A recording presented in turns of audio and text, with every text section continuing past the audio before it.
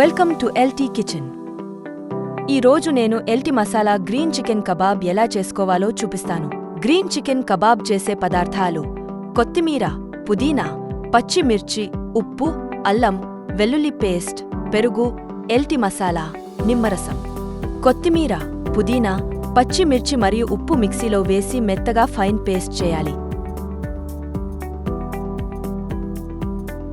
చేసుకున్న మిశ్రమాన్ని శుభ్రంగా కడిగి పెట్టిన చికెన్లో వేసి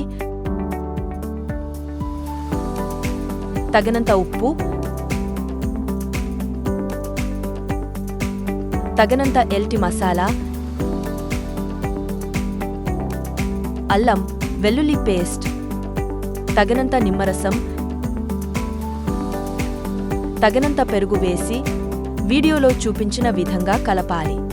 కలిపిన మిశ్రమాన్ని 20 నిమిషాల పాటు ఫ్రిడ్జ్లో పెట్టుకోవాలి. గ్రీన్ చికెన్ మిశ్రమాన్ని తీసుకుని స్క్యూయర్స్కు వీడియోలో చూపించిన విధంగా గుచ్చుకోవాలి.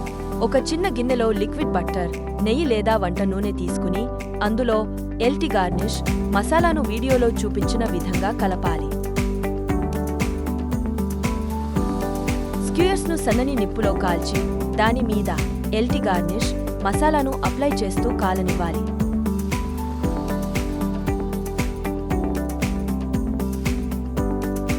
బాగా కాల్చిన గ్రీన్ చికెన్ కబాబ్ను ఒక ప్లేట్లో తీసుకుని అందంగా అమర్చుకుని నోటికి అందించి ఆస్వాదించండి.